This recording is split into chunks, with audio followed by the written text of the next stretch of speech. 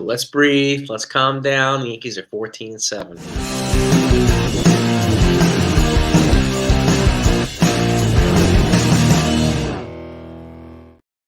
Hey, gang. Happy Sunday. Hope you're all doing well. So, the Yankees right now are tied 1-1 in the series against the Tampa Bay Rays. Yesterday was a heartbreaker, unfortunately, on John Sterling Day. The Rays took the game 2-0 in extra innings. But it's not the end of the world. Okay, they have another game today, and I do have the lineup for you, and I'll get it to you in a second.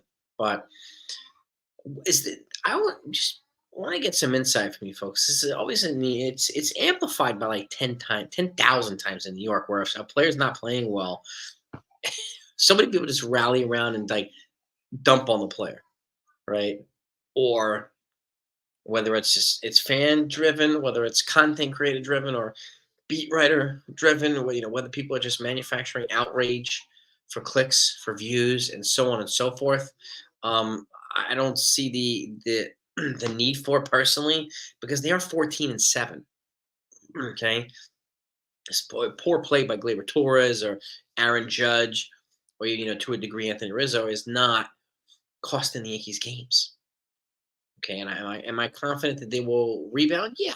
When? I don't know, but I'm confident they will. So, and they are 14-7, which is to me what matters most in a time where they have a very tough schedule in April, and the other American League East teams do not really have a tough schedule like the Yankees do. And the Yankees are still holding their fort down without Garrett Cole, without Aaron Judge really hitting, without Gleyber Torres hitting, and without with a lot of other reinforcements who aren't here either. To me, the Yankees are in a pretty good spot. I'll give you an example too. Like, a lot of folks are saying we got to send Austin Wells down to AAA and so on and so forth. Who we're going to replace him with is the question. Like Carlos Narvaez, who's barely hitting 200 in AAA. I mean, that's the other thing. Like, and he's not getting full playing schedule.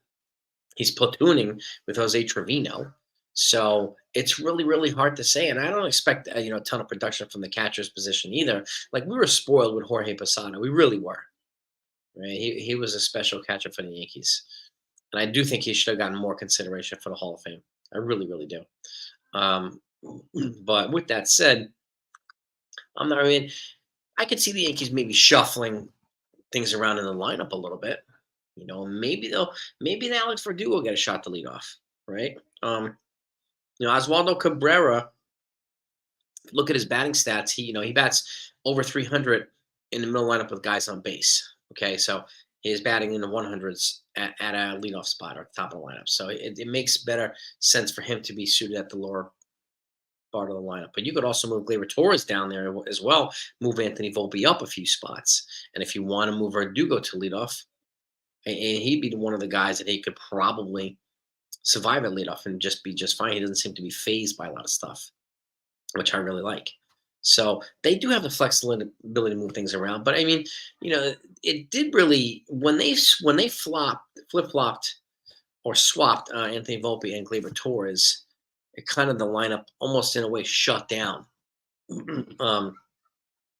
Volpe's doing decent at leadoff, but he's not hitting as well as he was in the fifth spot. And Gleyber Torres is still not bringing it. So there's still reasons to be frustrated, of course, and reasons to talk about any adjustments that they could be making. Yeah, but I mean, full blown panic mode, I don't see the point in it. And again, I don't understand why the outrage has to be so significant on certain players. Like, I know Judge got booed yesterday. I'm not surprised. Struck out 4 times. He's been hitting terribly. So I'm not surprised. I mean, Yankee fans booed Jeter. They booed a lot. Everybody. They booed Mo. They booed so many people in Yankee Stadium. But to me, I said this last night on my live stream. And thank you so much to the folks that were on me on the live stream. With me on the live stream last night. It was a fantastic discussion. Great baseball content talk. Great baseball talk, and a lot of different, semblance of wisdom and a lot of different perspective. And it was a fantastic time. I really appreciate you guys. And it was an open panel last night, so we were getting down and dirty with the talk, which is fantastic. But At this point right now, the Yankees are 14-7. They're not costing them games, thankfully. Hopefully, they don't get to the spot where they do. But to me, I said this last night. I think Aaron Judge needs to kind of bottom out before he can kind of come back up. And I don't know whether it's in his head that he has a teammate now that can beat him out for the MVP. I don't know whether he cares or not.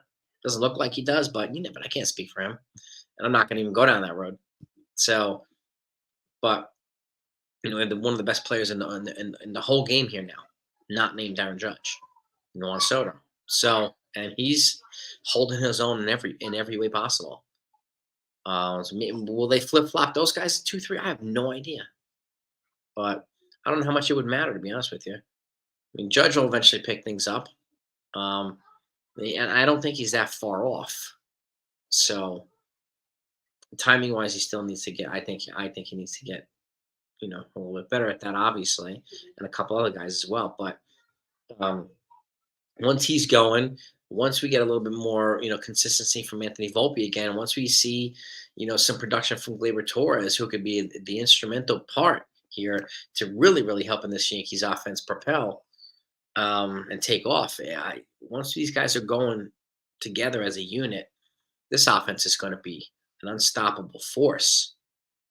But in the meantime, and I encourage folks to enjoy the 14-7 record that we have, that last year's team would have definitely not had. So they're still finding ways to win. They're still finding ways to grind out pitches. Yeah, there's a little hiccup here and there in the bullpen. I get it, but the rest of the bullpen's holding the fort down. Ron Marinaccio is doing great. Dennis Santana, Clay Holmes is holding the fort down. Even though people get a lot of stress, and I get it, watching Clay Holmes pitch. I mean, it's not JWS, which is John Wetland syndrome, but I understand how people can be stressed out by it. Because he does make the situation interesting when he comes on the mound and pitches. But he shuts him down. He gets to save, and he's leading the American League in saves right now. He's got a 0.00 ERA. All those things matter. They all matter. So, and by the way, here's a lamp. Before that, make sure, if you haven't done that, if you're a fan, you want to be kept in the loop on anything, make sure you sub to the channel, please. And hit the notifications as well. That way, when I do go live, when I go live. When news comes out, you get it. You'll be at the front of the line. So I thank you so much. I really greatly appreciate it. We're closing down on 21,000 subs. So I'd love to get there in the next couple of weeks if possible. So your support means the world. Now, here's today's lineup. Anthony Volpe's leading off at shortstop. Juan Soto's in right field, batting second. Aaron Judge batting third in center field. Giancarlo Stanton's at the cleanup spot, DH. Anthony Rizzo's batting fifth at first base. Alex Verdugo's batting sixth in left field. Jose Trevino's at the dish, batting eighth. And Oswaldo Cabrera batting ninth at third base.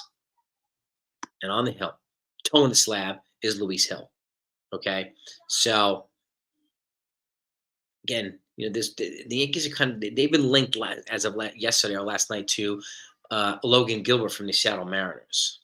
I don't know if there's any teeth to it or whatnot, but if they add a starting pitcher, I don't be surprised if either Nestor Cortez or Luis Hill get bumped to the bullpen, or both. Or Nestor Cortez gets bumped down to like the five starter, and Hill becomes a late inning reliever. He's got a huge arm. He's having command problems right now because he's coming off Tommy John, but he's got a huge arm, and it's proven that he's healthy. He's throwing 98, 90, 90 up to 100. So can he put it together with his command? I hope so. I really, really do. But that's the lineup, okay, against the Rays. Again, the Rays, and let me know what your thoughts are too. The Rays have a game plan against the Yankees every time. They know how to play the Yankees, one of their main rivals, right? Whether it's a big game, a close game, whatever type of game it is, they have a plan to neutralize the Yankees, and they execute it almost every single time. Our bats, fortunately, won the first game. Thank you to Juan Soto and some of the other boys. Yesterday, they shut our offense down.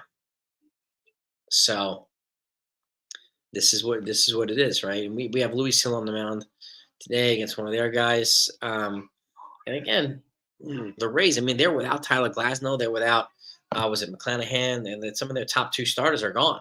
One in a trade to the Dodgers, and the other one, Tommy John. So, and they still find ways to win. Okay? It's a testament to their team development, player development, their management, their coaching, everything. They're a very well run team. So, but it's time for the Yankees to win this. Let's go. Win this series.